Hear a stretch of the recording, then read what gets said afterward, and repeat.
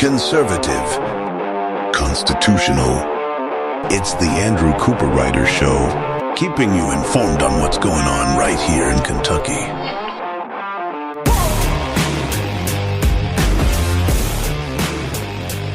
And welcome, everybody, to the Andrew Cooperrider Show. Happy Wednesday, of course. The Andrew Cooperrider Show, your source for Kentucky politics. And man, we've got a show for you today. We've got some really important topics to dig into.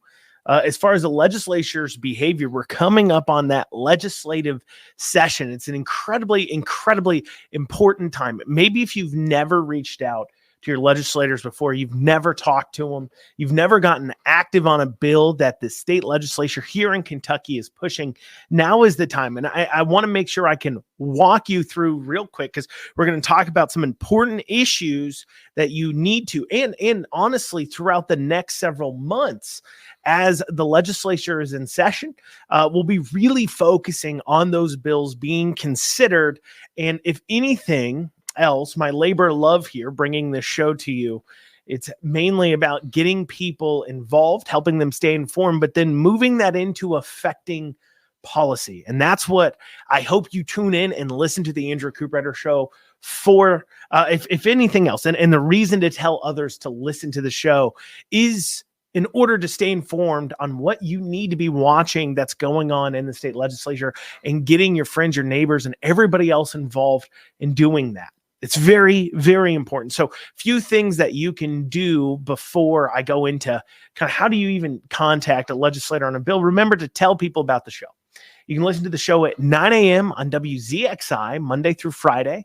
And WZXI, for those living in Lexington, Nicholasville, Wilmore, Garrett County, Lancaster there, Danville, Lincoln County, Richmond, Berea area, you can catch this show on 1280 AM as well as 94.1 FM and 95.5 FM.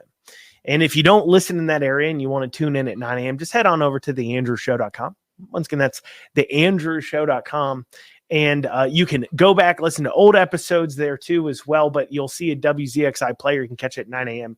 And of course, everywhere else, the major podcasting platforms, Apple, iHeart, Pandora, all those great stuff, as well as Facebook, Rumble, Twitter, and YouTube, have episodes released every day at 1 p.m. So you're able to kind of stay up with us there. But in order to contact your legislatures, I want you to learn about what LRC is. LRC stands for Legislative Research Commission.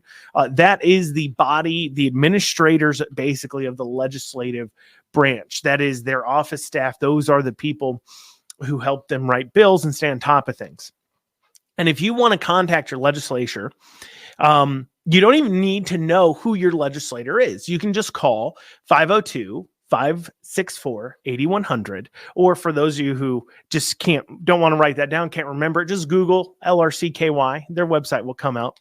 And so that phone number, again, those 502-564-8100. When you call that number, a fantastic and very helpful person will come on the line. They'll ask you your address, and you can say you want to leave a message for your legislator.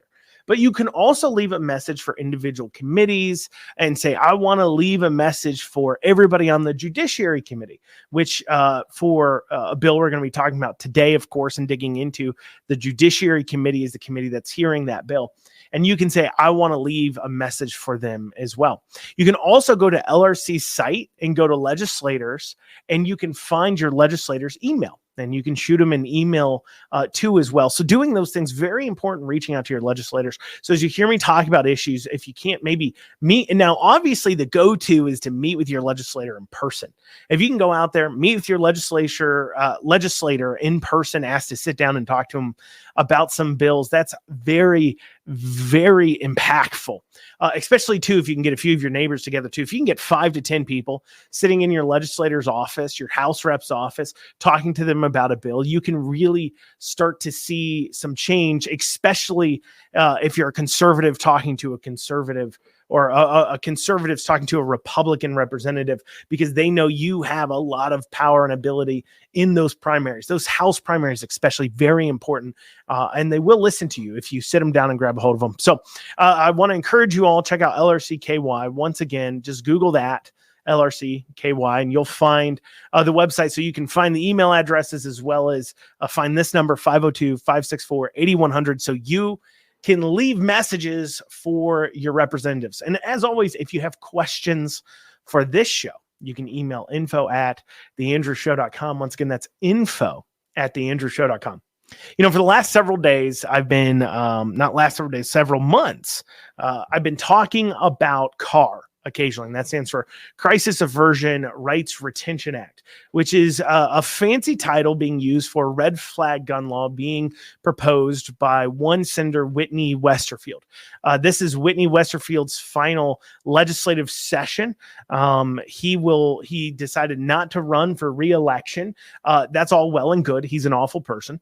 And he's a horrible legislator. He is exactly everything you watch out for when it comes to Republicans. There is literally not a stance he holds on major important topics like the Second Amendment, like what does he stand for, like what he thinks conservatism is, that the vast majority of Republicans agree with.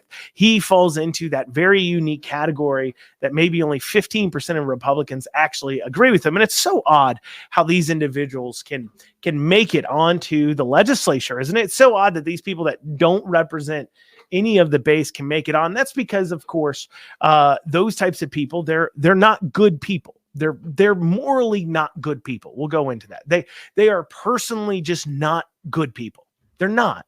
They can be nice. They can fake it, and everybody always tells me, he's a nice, not Whitney Westerfield. I don't know if he's a nice guy or not. Every interaction I've had with him, he's been a jerk. But, a lot of times you'll hear people talk about their legislature, say, well, he's a nice guy. Well, I got news for you. When the Antichrist comes, he's going to be a nice guy too. And you know what? The number one thing people say about Joe Biden is, well, he's a really nice guy. And so just being a nice guy shouldn't cut it in politics. But of course, they're pathological liars. They have no problem just outright saying whatever they need to in order to win elections. And so they continue to hold power. Well, he's pushing forward this CAR bill, Crisis Aversion Rights Retention Act, a red flag gun law. And basically what the cusp of the law is, now we're just going to get to see the law for the first time this week, but on the 15th at 10 a.m. in the Judiciary Committee, they'll have a public hearing on this bill. I encourage you to show up there. I encourage you to reach out to the Judiciary Committee before that as well, letting them know under no certain circumstance should they be voting for CAR. But what it does, or the idea behind it, is that a person can be deemed mentally unwell temporarily, so that way their guns can be seized by government, by judges, in order to, quote unquote, for their own good and the good of the community. And what's really key to understand there is that these people have not been convicted of a crime. They have not stood before a jury of their peers. They have not even necessarily been involuntarily committed. They haven't actually even had a mental breakdown that's ended them up in hospitals. There's no requirements like that go into it. So far, what we know is essentially a law enforcement individual. So that could be FBI, that could be KSP, Kentucky State Police, that could be your local sheriff, your local police officers, say, we want to take this person's gun, and they go to the judge, and they ask a judge to have a hearing, and then this person will be drugged before the courts to defend himself that he has, or herself, that he is mentally able to own guns, that he's emotionally well enough and sane enough to own a firearm. Which is very interesting because, as I said, when I check the Second Amendment, I don't particularly see anything about, government getting to take away your guns if they, for some reason, without you committing a crime, decide that you're somehow you can't own a gun. And we'll go into more. We'll go a little bit more into CAR, but also recently we had some legislators, some senators, a senator and a House rep, talking about this on a TV program recently. Republicans, and I want to go over what they had to say in order to impress upon you why we have to stay involved in our legislature, why we've got to stay informed. You're listening to the Andrew Cooperrider Show, your source for Kentucky politics. We'll see you back here in just a few short minutes. And you are back with the Andrew Cooperrider Show, your source for Kentucky politics. Before the break, we're going back over CAR, Crisis Aversion Rights Retention Act, a red flag gun law, a law that would require individuals, if law enforcement requests it, to be drug in front of a judge, not a jury of their peers, not being accused of a crime, to defend their right to own a firearm, not because they committed a crime, of course, but simply because somebody has decided maybe they're unsafe, maybe they're just mentally not well enough, or what have you. And of course, we can go into all the worrisomes about that. I think it should be self-obvious. I hate that I even feel like I have to explain why this would be a problem. You'd think in a post-COVID world where we've seen government get so much wrong, where we've seen how much depends upon individual judges. I mean, in a world where we can see important things like, what does it mean? What does the Second Amendment mean, or what can government do or not do? We have the Supreme Court, the highest judges in the land, and they'll come down with completely different viewpoints on something. And I hope that would make it clear to people that is why our rights are guaranteed to us unless we've been convicted of a crime by a jury of our peers, because government can't be trusted. One judge cannot be trusted ever. You cannot trust one judge. That's why they judge shop, to try to find a better judge. That's why a jury of peers is, ultimately speaking, what needs to convict a person of a crime. But putting that to the side here, that I even have to explain that, Crisis Aversion Rights Retention Act, awful bill. And even outside of just the fact they're not being accused of a crime, the very fact that you would have to pay if law enforcement asks a judge to do it. And why would law enforcement ask? I don't know. Maybe someone just called them up and asked them to do it. And they said, well, okay, we'll go ahead and do that. So they go in front of a judge, and a judge sits there and says, you know what, maybe not. I don't know. But regardless, your cost, you're going to have to hire an attorney. That's $2,000, probably $3,000 to hire an attorney to represent you in the case. And now you're paying $2,000-3,000 to defend your right to own a firearm, not because you committed a crime, but just because somebody somewhere decided to go ahead and target you. I mean, obviously it's a big concern. And people ask themselves, in a world where we're supposed to care about our constitutional rights, in a place where we are an 80% Republican legislature state, why is it we have to deal with this? Well, we have a little bit of look-see into the thought process of our legislators. On Kentucky Tonight, on KAT recently, Senator Amanda Mays Bledsoe, as well as Representative Dietz, weighed in on Crisis Aversion Rights Retention Act. We're going to hear what they had to say, but first, I want to make sure you understand a term they're going to throw around, which is due process. So due process is dictionarily defined simply as fair treatment through the normal judicial system, especially as a citizen's entitlement. And if you search due process, one of the things you can say is in a nutshell, due process means that when it comes to the rights you should be guaranteed as a citizen, when it comes to your constitutional rights especially, you should have a fair trial with a jury. That is one of the key beliefs of due process. There is no way around that. That is kind of the historical background on due process. There's no way anybody who's being honest with themselves about what the law states and what the law is supposed to intend and what the Second Amendment is supposed to intend would somehow say that somebody being getting their rights taken away by one judge's decision without a jury is right. It's not right. And it isn't due process. There's no way it is. But we're going to hear from these representatives. First, let's start off with Senator Amanda Mays Bledsoe. Let's hear what she had to say. Gun violence. So I'll start with you, Senator Mays Bledsoe. We know that there is possibly some movement with the Crisis Aversion Rights Retention measure that has been presented in previous sessions of the General Assembly. It has, and I believe Senator Westerfield is hosting that meeting this week, I believe on Thursday. And so he's going to present. He's been working on this bill for a long time. I think the biggest concern I hear from most, at least conservatives on this issue, is due process. And so we'll be waiting to see what he puts forward and allows the testimony. And that's the challenge on that bill in particular, is making sure there's a due process if you're going to remove guns. And I share the same concern. And we should define for viewers who may not be familiar, for those who are a danger to themselves or to others, this would have a judge be able to remove those firearms for a certain period of time, temporarily, until they no longer present to be a danger to themselves or others. But the due process question still remains for many who question moving forward with this. That's exactly right. And that's a big issue. That is not a small concern from conservatives in both chambers of the General Assembly, I think on the majority side. And so how they do that, and I think Senator Westerfield has some ideas on how we might be able to do that in a better way and make sure the due process is followed. And if they can find that, I think that would be much better. There'll be more support for it. I don't want to get too far off that topic, but I do want to go to you, Representative. So that was Amanda Mays Bledsoe's statement. And I don't know.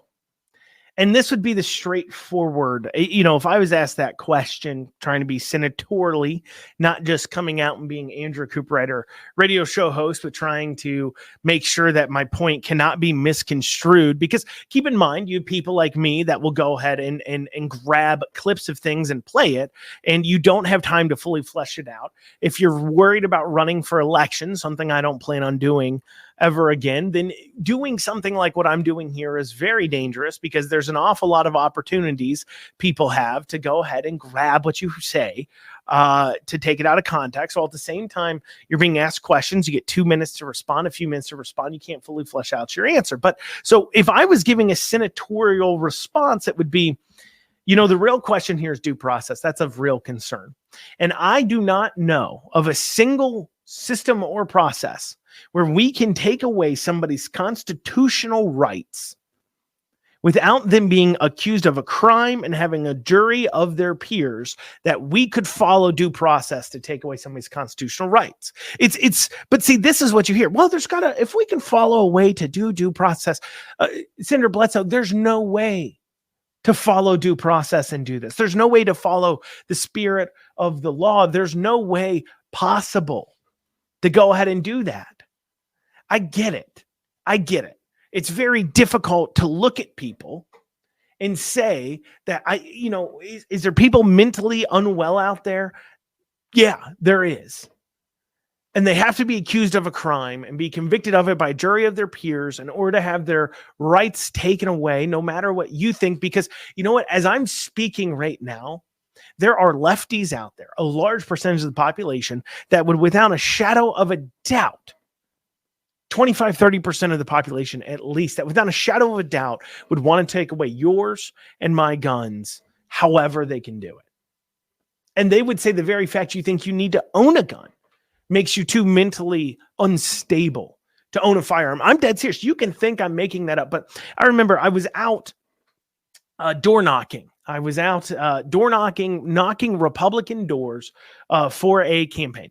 And so I'm knocking doors, and we get into a conversation about the Second Amendment. And this was one of those, once again, those 20% of Republicans that for some reason call themselves a Republican, despite the fact they do not hold a single conservative belief. And this person had a belief that guns should be taken away. Nobody needs to own an AR-15, a handgun, or yada, yada, yada, yada, because he's an idiot. And, he comes there and he's talking to me. And we're having a discussion. And at one point he goes, well, you're probably armed right now. And I said, actually, sir, in fact, I am armed right now. A little secret about me. If you see me in public, there's hardly ever a circumstance where I'm not armed. You have never seen me not armed. I almost guarantee it. You have never seen me not armed, unless I'm in a bank or my son's school. You will never see me not armed. I'm just telling you. You won't. If you've ever seen me in the Capitol building, I've been armed. If you've ever seen me at a political event, I've been armed. I tell you that every single time. You've seen me with a gun, and you don't even know it, because it's not a big deal. But this individual says, you're probably armed right now. And I go, well, yeah, sure, I'm armed. Of course, got to protect myself. And he goes, well, I don't know. I don't even want to do this conversation anymore, because I don't know when you're going to pull out a gun and just shoot me in my face. Like, that is an actual behavior that he expects out of his fellow man. Just a drop of a hat out of nowhere. That is the rule, not the exception. That is just going to happen. This guy who's out knocking doors, having a casual and well thought through conversation about Second Amendment rights is suddenly going to pull out a gun and shoot you in the face. That is a belief they have. And that's why we can't forego this. That's why we can't hand it over. But it wasn't just Bledsoe who weighed in on this. We also have Dietz, Representative Dietz out of Northern Kentucky. She also, same program, asked the same question. Let's hear what she had to say.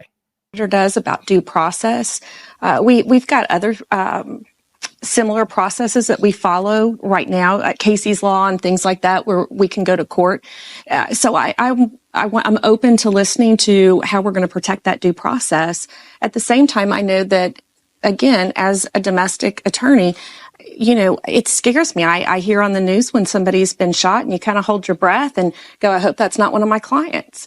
I've been in that situation. We had a terrible incident in Fort Thomas. That's not my district, but that's several years ago, where a spouse texted, I can't tell you how many times, and ultimately went to her workplace and shot her. And she was a quadriplegic and she died several years ago. So it's an issue.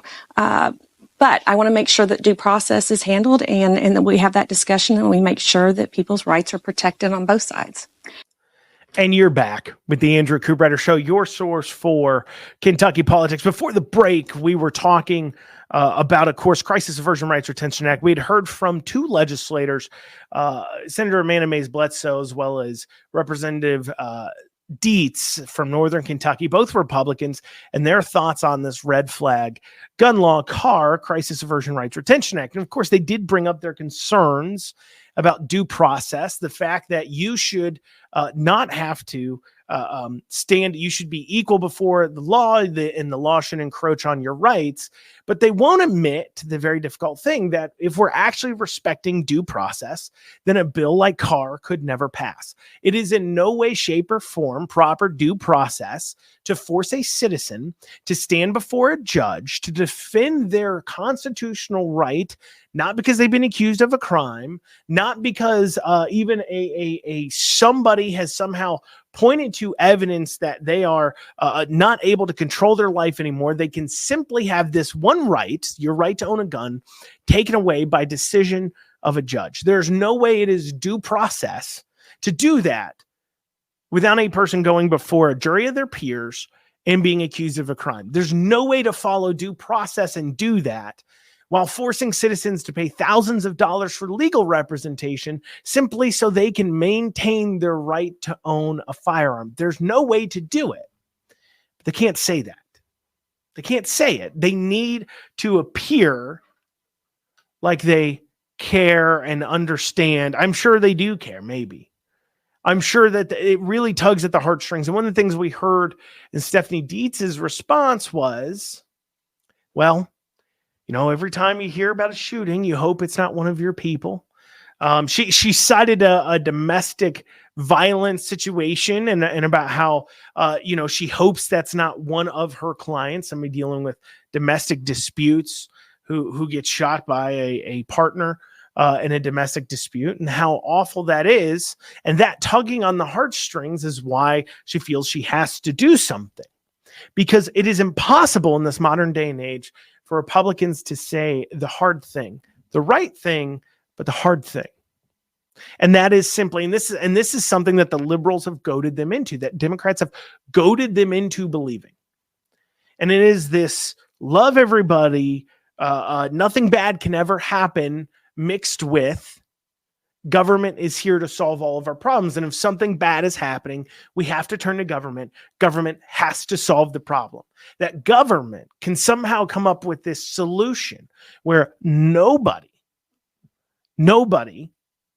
is somehow damaged by it. They can somehow do something without any trade-offs, that they can come up with this perfect solution. And Republicans are incapable of saying out loud, Republican legislators, saying out loud the important thing. Maybe privately they think it, maybe they don't. And that is, we can't solve all of your problems. Government cannot solve all of your problems. Government cannot replace, government can't replace a family. Government can't replace parents. Government can't replace God. Government can't replace a community. Government can't do these things. No matter how much you ask them to, they can't do it. But yet, the liberals have convinced everybody, or a vast majority of people, they need to turn to government to solve all their problems. And it's left us with legislators unable to say, bad things happen. We live in a fallen world, a world where bad, awful things happen. And because of that, bad things do happen to individuals. And when somebody commits a crime against somebody, we need to hold them accountable. But at the same time, because we have freedom, it means that bad things can happen. Liberty means that people can choose wrong. And when they choose wrong, we hold them accountable. But we can't prevent them from choosing wrong if and without taking away liberty and freedom. We can treat the burn, but we can't stop you from touching the stove. We're not your parent. They can't say that. And it's because they can't say that there's no perfect solution. They can't say, yes, it's messy. They stand on a principle. They say they stand for liberty and freedom, but they can't turn around and say, but it's messy. And it means bad things will happen. It means people will choose wrong. No, instead they feel a force to somehow find a solution that makes everybody feel warm and fuzzy inside, because citizens are turning to government like it's their parent. And this bleeds over into more than just something like our constitutional rights in this state. This bleeds over into things like the abortion argument, because Republicans are unable to say, yeah, bad things happen and it really, really sucks, but we shouldn't murder kids from it. Because we've been recently seeing quite a renewed debate on pro-life topics, on abortion. We're seeing a greater and greater call from Republicans all across the state, including in this interview. Stephanie Dietz says, yeah, I'm hearing from constituents on it. Please contact me, as regards to adding exemptions to abortion. In fact, some of you listening right now may be thinking to yourself, Republicans need to add an exemption for rape and incest to their abortion laws, or else they will be removed from office. I got into a debate with a guy yesterday about this very topic. And his entire belief is that Republicans will lose in the future. Republicans will lose. They need to change their viewpoint on this topic. We can't be 100% pro-life. Rape and incest exemptions must exist. And one of their claims, of course, is you look like a psychopath. You look like an awful person if you say a woman who's been raped and gets pregnant has to have a kid. That's an awful thing to say. It is absolutely awful. And even as I'm saying this right now, many of you listening feel squeamish and uncomfortable. You think to yourself, yeah, that woman should be able to get an abortion, maybe even. And longtime listeners of the show have seen time and time again me argue on this topic, have heard my arguments on it. It's worth stating. I'll state them again. And the problem with adding rape and incest exemptions is you are stating that you believe that an unborn child has less value than a born child. Because what you're stating, because would you ever, are you so psychotic, are you so murderous that you would look at a born baby, even a 1 minute old born baby, and if you found out it was conceived through rape or incest, would you murder it? Would you kill it right there? As soon as it comes out of the mother, you find out, oh, that's a baby born because of rape or incest. Would you stab it in the heart and kill it? Would that be morally acceptable to you? Now, unless you're somebody who's going to be a future serial killer, my hopes is you just responded with, no, of course not. I would never do that. And so therefore, if though you're okay with that happening to a child in the womb, you think that is something that should be allowed. Well, I ask you, so you hold a belief You objectionably, it's not even I ask you.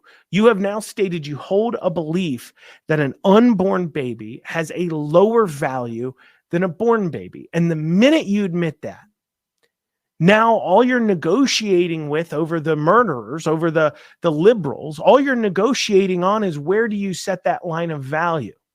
Where is it? Let's negotiate on the value of a human life. That is now what you're doing. So if you believe abortion is wrong, and you believe it's wrong for ending a child's life because you believe that's what it is doing, you believe abortion is murder, you can't simultaneously also believe in exemptions for rape and incest, because now you're stating that no. Actually, a fetus does have a different value. Actually, an unborn child does have a different value than a born child. That is giving up ground. There's no other way to dress it up. We're coming up on the time clock. We're going to continue on talking about what Republicans are saying on this thing and how they're going to push forward. They're going to be more liberal on abortion. They're going, without Democrats even in power, Democrats will win on the abortion argument here in Kentucky. We'll go over that after this short break. You're listening to the Andrew Cooperrider Show. As always, you want to reach out, email info@theandrewshow.com. Once again, that's info@theandrewshow.com. We'll see you here in a few short minutes. And you're back with the Andrew Cooperrider Show. Before the break, we were talking about abortion. I know, uncomfortable topic. And of course, I was talking about, why, if you hold the belief on abortion is murder, why exemptions for rape and incest goes against those beliefs. If you believe that an unborn child and a born child has the same value, then it goes against it. Now, if you believe, of course, that a unborn child has a different value than a born child, and that's your assertion, well, then let's have that debate about where that is. Why do you believe that? Why do you believe a child 1 second from being born has some sort of different value? Why 1 minute right before it's born to the minute it's born, it somehow now has different value? Why do you believe that? Because that doesn't make sense. Would you stab a 9-month gestated baby that just hasn't been born yet? Would you reach in there and kill it? Is that really what you're saying you're okay with? Of course not. That makes you squeamish. You don't actually believe that. Nobody does unless you're a psychopath. But see, liberals know the logic behind what they're saying. They know that what they're advocating for is murdering babies. That's why they don't want to have that discussion. And we intrinsically know that is the case. It is murdering children. Abortions are. Now, an argument we're hearing right now from Republicans is that we need to allow child murder in these situations. We need to allow unborn children to be murdered in these situations because it was conceived through rape or incest. Because, well, one of the things is, well, you can't really say it without looking crazy. Basically you're conceding. You're saying, yeah, the liberals are right. The Democrats are right. The child murderers are right. We should murder children in this situation. And to which case I ask, were you ever really pro-life to begin with? Or have you really ever been challenged? And for some of you listening to this, me going through this, how I have, it might be the first time you've really thought about it this way. It might be the first time you're really challenged on this. And so I can't blame you for now you're really thinking through your viewpoints because you haven't really been pushed on it. It might change your mind. So maybe that's it. Maybe you just really haven't been challenged on it and it's time to do it. I think if everybody was challenged on their viewpoints on abortion and there was a real solid challenge on it, that a lot of people would wind up where I am. That abortion in the last life of the mother is wrong, really morally wrong. You're murdering a child. I think that's where they land on it. But of course, that kind of discussion and conservative groups, right to life groups have been absolutely awful about challenging people on that viewpoint, about fighting in the culture war. Because remember, what is acceptable in the culture is based upon who's pushing it forward. What is it? Right? Because 20 years ago, the idea of two men getting married and having and paying a woman to have a child for them would be unthinkable 20 years ago, 30 years ago.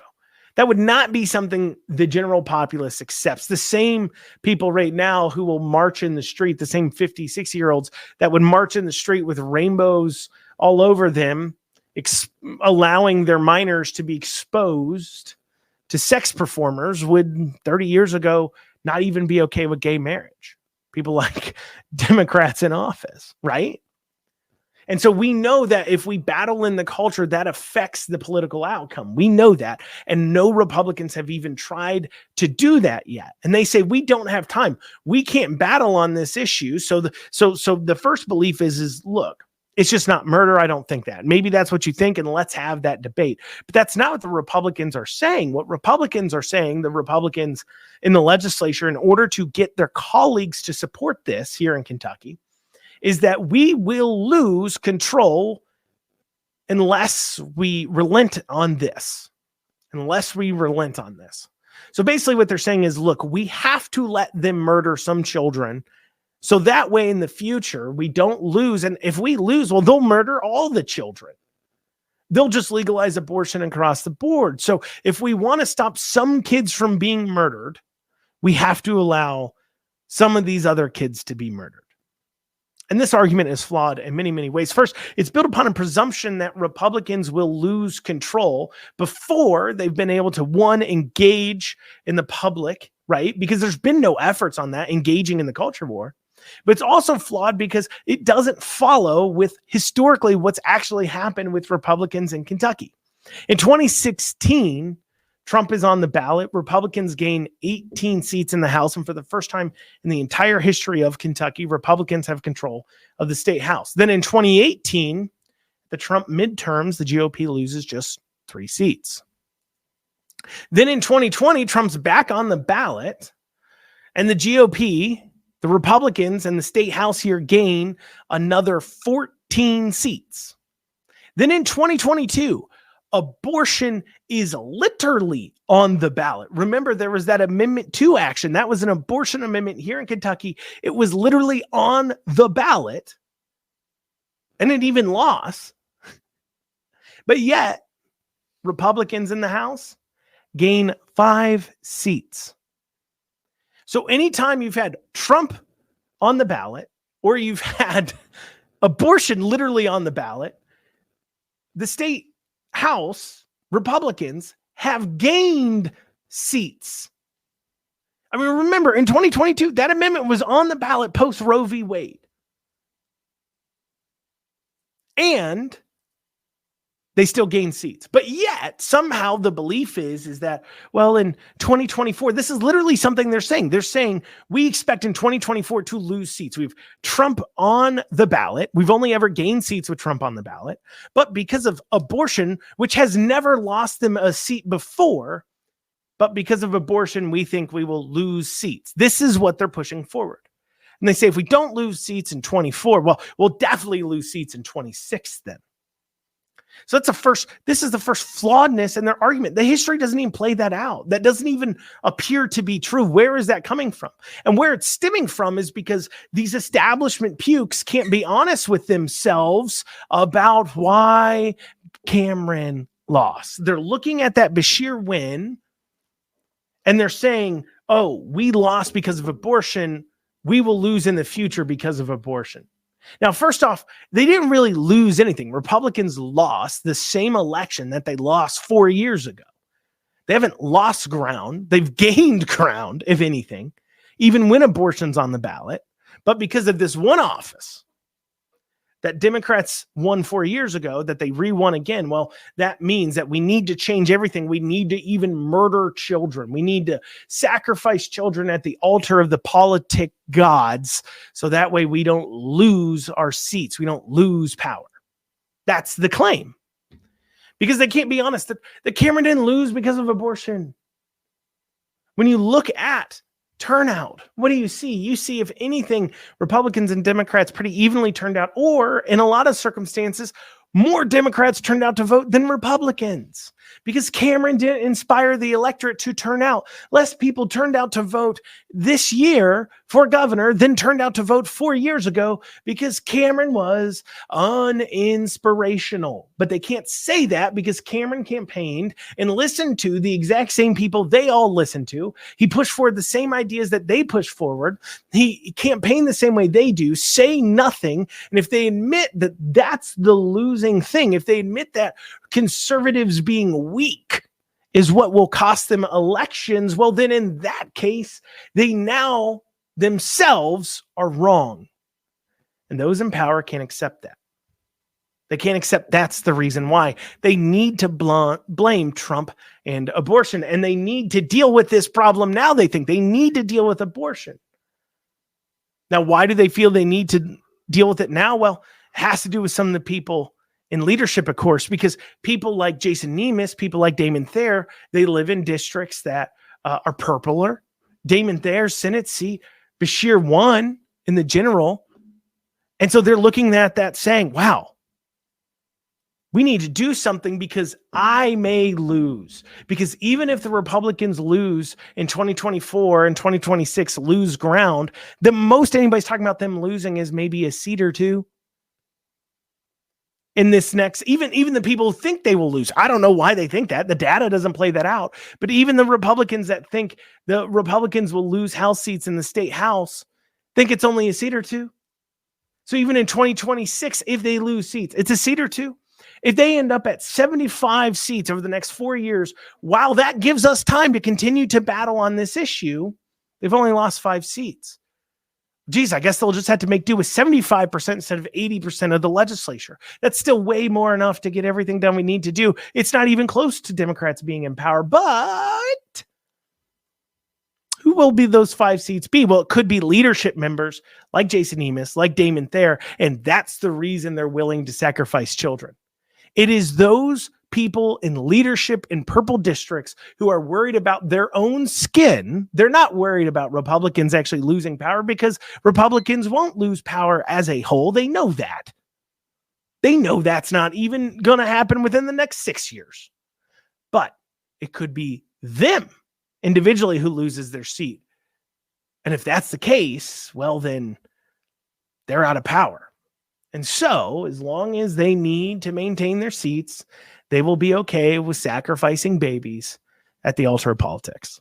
Well, y'all, that's what we have time for today on the Andrew Cooperrider Show. Big show for you tomorrow because there are stories today I didn't even get to cover, so I know somewhat about what we'll be doing tomorrow. But otherwise, thank you all so much for joining us. We'll see you back here tomorrow. Have a great rest of your day.